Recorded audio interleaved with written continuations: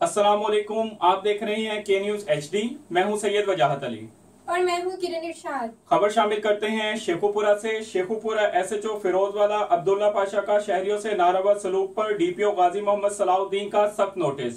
मजीद तफसीलात जानते हैं हमारे ब्यूरो चीफ ताहिर खान की इस रिपोर्ट में। जी बिल्कुल, SHO फिरोजवाला अब्दुल्ला पाशा को शहरी से नारवा सलूक करने की वीडियो वायरल होने पर DPO शेखुपुरा गाजी सलाहुद्दीन ने सख्त नोटिस लेते हुए SHO फिरोजवाला अब्दुल्ला पाशा को मुअत्तल और लाइन हाजिर कर दिया।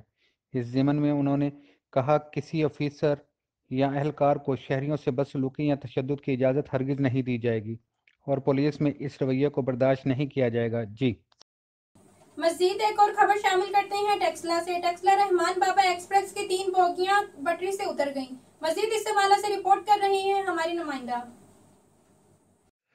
टेक्सला रहमान बाबा की 3 बोगियां पटड़ी से उतर गईं। टेक्सला रहमान बाबा एक्सप्रेस कराची से पेशावर जा रही थी। टेक्सला से अभी तक किसी जानी नुकसान की इतला नहीं दी जाती।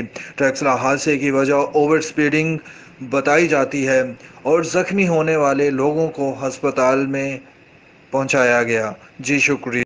खबरों और अपडेट्स के लिए हमारे साथ रहिएगा। तब तक अपना ख्याल रखिएगा। अल्लाह हाफिज।